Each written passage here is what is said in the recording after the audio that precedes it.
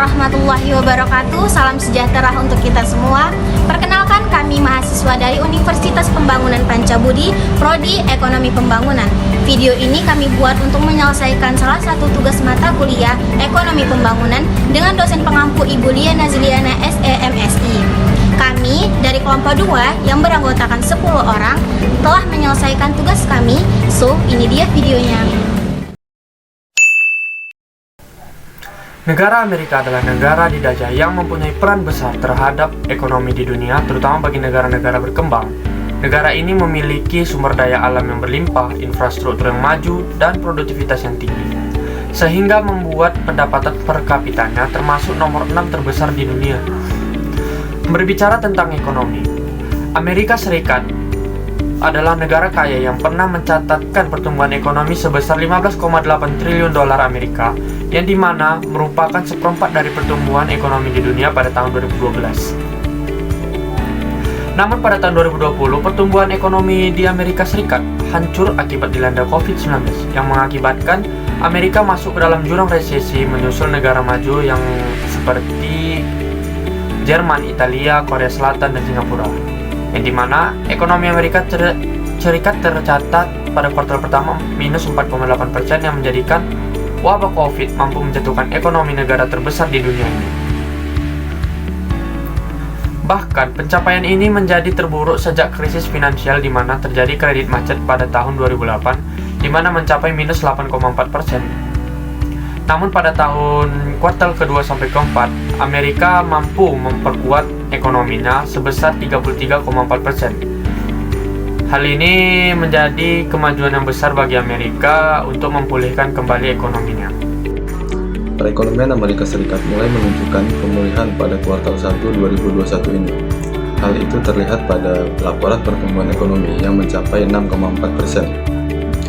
Selain itu, data pertumbuhan ekonomi tersebut juga lebih baik bila dibandingkan dengan kuartal terakhir tahun lalu yang hanya mencapai sebesar 4,3%. Namun demikian, perlu kita ketahui pandemi COVID-19 ini membuat situasi menjadi berbeda, yaitu PDB Amerika Serikat kuartal 1 tahun ini hanya mencapai 19,1 triliun US dollar. Sedangkan angka tersebut masih di bawah kondisi kuartal 4 tahun lalu yang bisa mencapai sebesar 19,3 triliun US dollar. COVID-19 juga memukul daya tahan negara terbesar ketiga dunia, Jepang. Ekonomi Jepang pada kuartal kedua tahun 2020 tercatat sebesar minus 27,8% secara tahunan. Angka ini menandai kontraksi terbesar yang terjadi sejak 1980. Padahal Jepang tidak melakukan lockdown total akibat pandemi. Namun masyarakat memilih membatasi kegiatan yang berujung pada penurunan aktivitas ekonomi Jepang. Adapun masalah-masalah perekonomian yang terjadi di Jepang pada era COVID-19 tahun 2020, yang pertama, Jepang memiliki hutang. Banyak opini positif terhadap perekonomian Jepang. Namun jauh sebelum COVID-19, negara Jepang tidak pernah surplus atau mengalami defisit. Tapi kenapa sih Jepang tidak bangkrut? Dijawab secara gampang, karena Jepang memiliki hutang kepada warganya sendiri, bukan ke negara lain ataupun bank-bank luar negeri. Yang kedua, tabungan warga Jepang nomor 1 terbanyak di dunia. Sepertiga warga Jepang tidak memiliki tabungan, sedangkan 2/3-nya banyak memiliki tabungan. Artinya ada kesenjangan ekonomi antara warga Jepang. Di satu sisi tidak memiliki tabungan dan di sisi lain banyak memiliki tabungan. Warga yang tidak memiliki tabungan artinya mereka enggan untuk berinvestasi. Perlu kita ketahui bahwa Jepang merupakan negara tujuan ekspor non-migas Indonesia. Oleh karena tingkat konsumsi Jepang yang menurun, maka ekspor Indonesia ke Jepang juga menurun, tercatat sebesar minus 6,73% tahun 2020. Yang ketiga, upaya pemerintah untuk masyarakat belanja setelah pandemi melanda Jepang. Pemerintah Jepang banyak mengeluarkan dana kepada masyarakat, terutama perusahaan, agar tidak terjadi PHK besar-besaran, hingga angka pengangguran masih bisa dioptimalkan. Semua dana yang diluncurkan untuk memicu masyarakat tetap berbelanja, sehingga tingkat konsumsi tidak turun. Yang keempat, GDP merupakan jumlah total dari semua kegiatan ekonomi negara. GDP Jepang minus 27,8% pada kuartal 2 tahun 2020. Nilai ini dipengaruhi oleh faktor masyarakat yang enggan berbelanja. Untuk mencegah jatuhnya ekonomi Jepang, pemerintah Jepang mengambil kebijakan yakni dukungan modal untuk pengembangan vaksin dan obat-obatan untuk melawan virus COVID-19 hingga pemberian tunjangan terhadap karyawan yang di-PHK. Di sini saya akan membahas tentang perekonomian Indonesia di tengah pandemi COVID-19, di mana pandemi COVID-19 itu menimbulkan efek negatif dari mulai kesehatan ke masalah sosial dan berlanjut ke ekonomi negara. Di negara Indonesia sendiri itu dihadapkan dengan banyak masalah terkait aspek ekonomi akibat dari COVID-19. Pada tahun 2020 itu diperkirakan tumbuh negatif, angka pengangguran dan kemiskinan pun meningkat. Berdasarkan dari perhitungan dari tahun ke tahun, pertumbuhan ekonomi pada triwulan pertama di tahun 2020 menunjukkan kelemahan hanya mencapai 2,97%.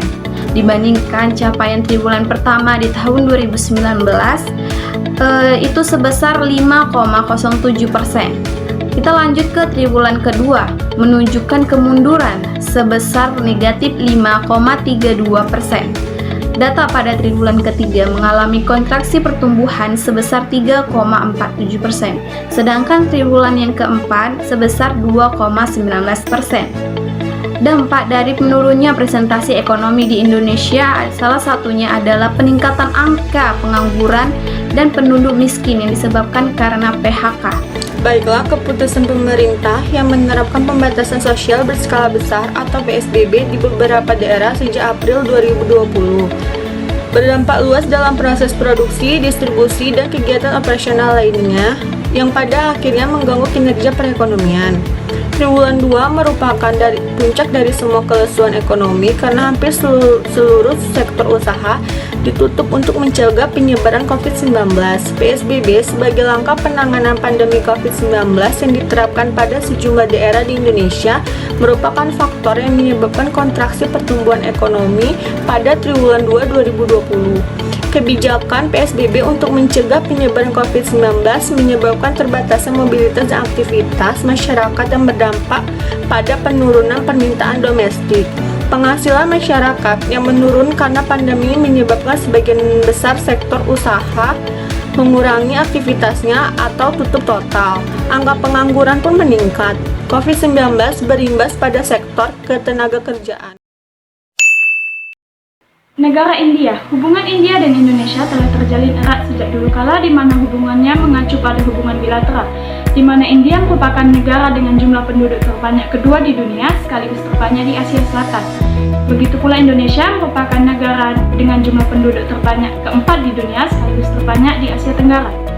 India dan Indonesia saling berkegantungan dalam hal ekspor dan impor, yaitu India menjadi tujuan ekspor batu bara terbesar pertama di dunia dan tujuan ekspor besi baja ketiga terbesar di dunia.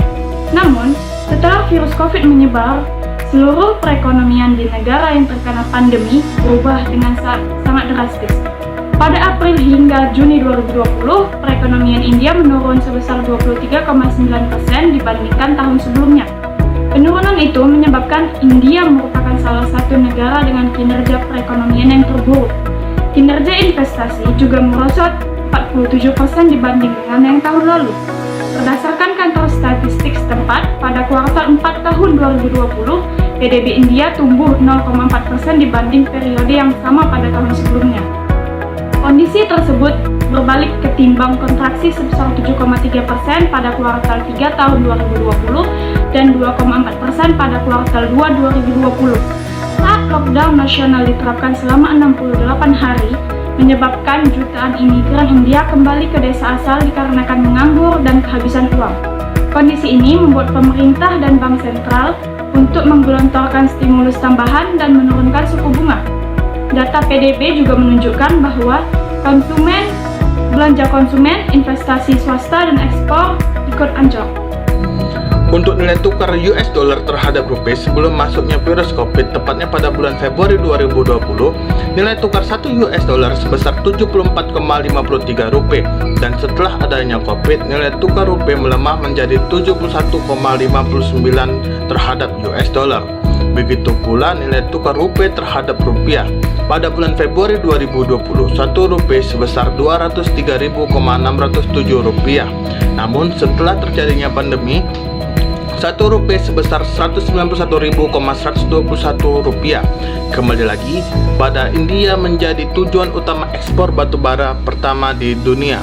Terbukti pada tahun 2019 jumlah ekspor batubara ke India sebesar 121.692,5 ton. Dan pada tahun 2020 menurun menjadi 98,242,3 ton saja.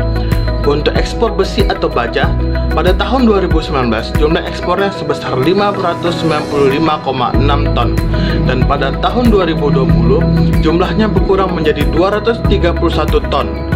Terlihat jelas dampak COVID bagi perekonomian India.